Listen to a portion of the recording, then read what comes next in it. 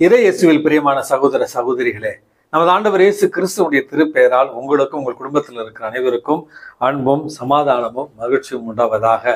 அன்பு மிக்கவர்களே, இன்றைய மன்னா இல்லம் தோறும் இறை வார்த்தை என்கிற ஒரே ஒரு நோக்கத்தோடு ஒவ்வொரு நாளும் இறை வார்த்தையை புனிதர்களுடைய வாழ்வோடு அதே நேரத்துல அன்றாட விவிலிய விளக்கங்களை உங்களோடு நாங்கள் பகிர்ந்து கொண்டு வருகிறோம். இதோடு சேர்த்து ஒரு நிமிடம் மன்னா அப்படி என்று ஒவ்வொரு நாளும் ஒரு குட்டி கதையோடு வாழ்வியல் கருத்துகளையும் உங்களோடு நாங்கள் பகிர்ந்து கொண்டு வருகிறோம்.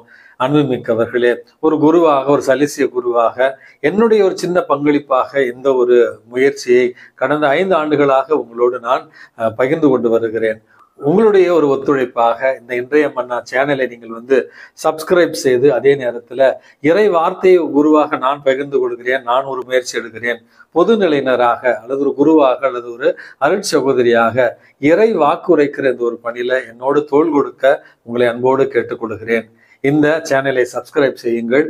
இந்த சேனலில் வருகிற இறை வார்த்தையை நண்பர்களோடும் குடும்பங்களோடும் பகிர்ந்து கொள்ளுங்கள். மற்றும் ஒரு நிமிட மன்னா வாயிலாக ஒரு சின்ன குட்டி கதையை ஆசிரியர்கள் அல்லது பள்ளியில வேலை செய்பவர்கள் பிள்ளைகளை நன்னெறியில வளர்ப்பதற்கு பயன்படுத்துகிற வகையில அதையும் பயன்படுத்துமாறு உங்களை அன்போடு கேட்டுக்கொள்கிறேன்.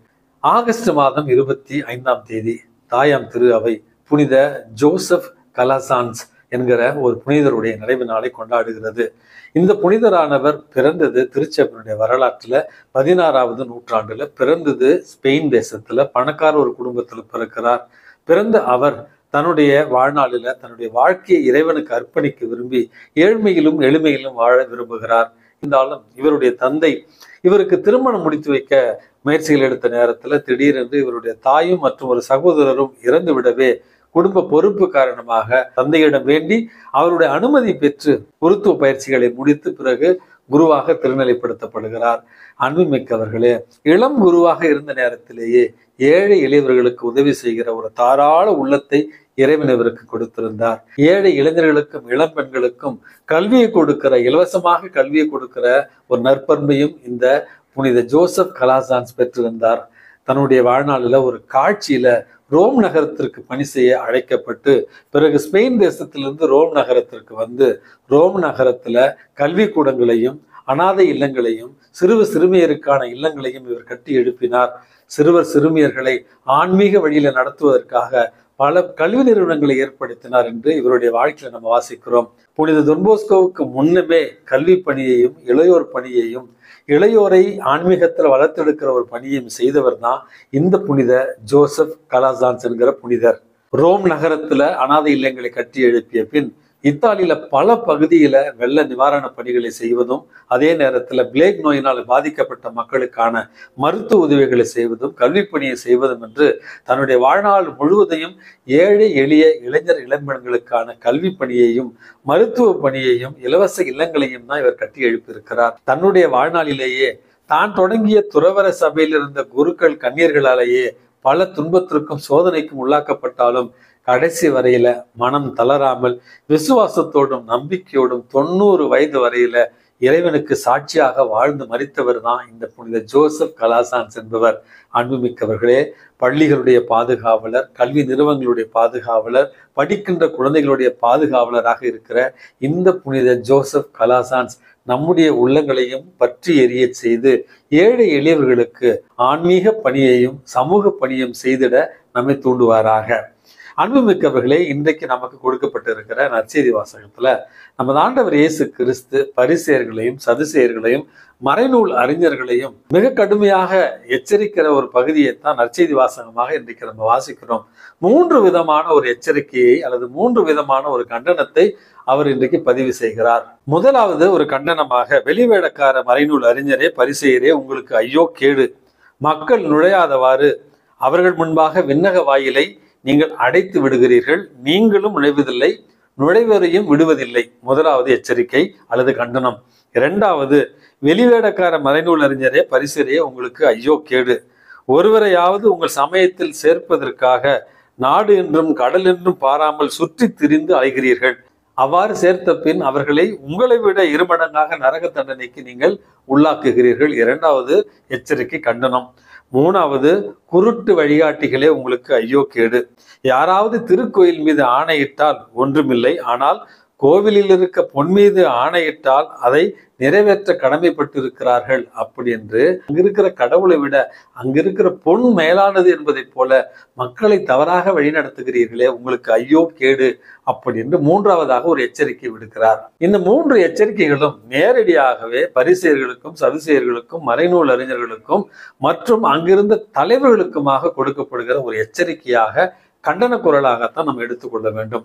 2-3 நாட்களாக இங்கு நடக்கிற அரசியல் மாநாடுகள், அரசியல் குழப்பங்கள், அரசியல் தலைவர்களுடைய போலியான வாழ்க்கை முறை, இவற்றை பற்றி தான் நம்ம பேசி கொண்டிருக்கிறோம். ஏன் ஃபாதர் நீங்களாம் அரசியல் பேசுறீங்க, உங்களுக்கெல்லாம் இறை வார்த்தையை நீங்க பாட்டு வாசிச்சுட்டு அதற்கான விளக்கத்தை கொடுத்துட்டு போக வேண்டித்தானே அப்படி என்று ஒரு சில பேருக்கு இந்த மைண்ட் வாய்ஸ் வரும். அன்புமிக்கவர்களே, இன்றைக்கு இந்த கட்சிக்கு சப்போர்ட் பண்ணுங்க, அந்த கட்சிக்கு சப்போர்ட் பண்ணுங்க, அவரு நல்லவர் இவர் கெட்டவர் என்று யாரையும் தனிப்பட்ட முறையில விமர்சிக்கவோ அல்லது யாரையும் தனிப்பட்ட முறையில நாங்கள் சார்ந்து இருக்கோ உங்களுக்கு அறிவுறுத்தவில்லை. மாறாக நாம் வாழுகிற இந்த ஒரு காலகட்டத்துல மிகப்பெரிய ஒரு அரசியல் ஜனநாயக ஆபத்து நம்மை சூழ்ந்திருக்கிறது என்பதை நம்ம புரிந்து கொள்ள வேண்டும். ஆகவே அரசியல் விழிப்புணர்வு பெற வேண்டும். நல்லவர்கள் யார், தீயவர்கள் யார், யார் சமூக நீதிக்காக இருக்கிறார்கள், யார் ஏழையின் சார்பாக இருக்கிறார்கள் என்ற ஒரு விழிப்புணர்வும் புரிதலும் வேண்டும் என்பதைத்தான் நான் உங்களுக்கு தொடர்ந்து சொல்லி கொண்டிருக்கிறேன். ஆகவே அரசியல் மாநாடுன்னு சொன்னே, ஃபாதர் நீங்க அந்த கட்சியா, நீங்க இந்த கட்சியா, இது வந்தா நல்லது தானே, அது இருந்தா நல்லது தானே என்று ஒரு சில பேர் என்னிடம் பேசினார்கள். பாசமாகத்தான் பேசினார்கள். இருந்தாலும் அரசியல் புரிதல், அரசியல் தெளிவு, அரசியல் விழிப்புணர்வு நமக்கும் இருக்க வேண்டும்.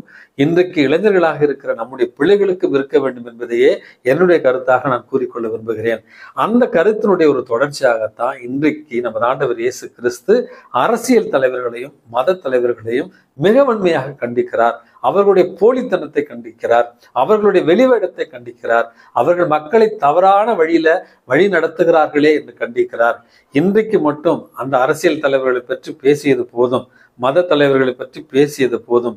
தனிப்பட்ட முறையில ஒரு குருவாக, தனிப்பட்ட முறையில ஒரு பங்கு தந்தையாக, தனிப்பட்ட முறையில ஒரு துறவியாக, தனிப்பட்ட முறையில ஒரு குடும்ப தலைவனாக, தனிப்பட்ட முறையில ஒரு குடும்ப தலைவியாக, தனிப்பட்ட முறையில ஒரு ஆசிரியராக, தனிப்பட்ட முறையில ஒரு 5-6 பேருக்கு நீங்கள் பொறுப்பாளர்களாக இருக்கிற நேரத்துல நம்மையும் தான் தலைமைத்துவத்தை ஏற்றவர்களாக இறைவன் கருதுகிறார்.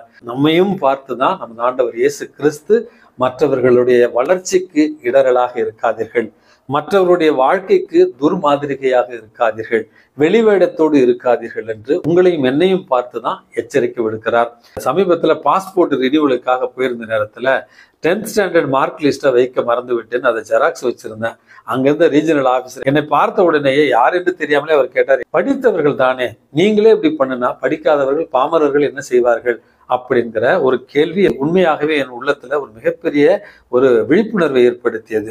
அன்புமிக்கவர்களே, கடவுளுக்கு நெருக்கமாக, நம்முடைய தேவாலயங்களுக்கு நெருக்கமாக விவிலியத்தை வாசித்து தேர்ந்து தெளிந்த நாம் பிறருடைய வாழ்க்கையில இடரலாய் இருக்கக்கூடாது, தவறான முன் உதாரணமாக வாழ்ந்து விடக்கூடாது, வெளிவேடமாக இருந்து விடக்கூடாது என்கிற சுய பரிசோதனை செய்யத்தான் இறைவன் நமக்கு அழைப்பு விடுக்கிறார்.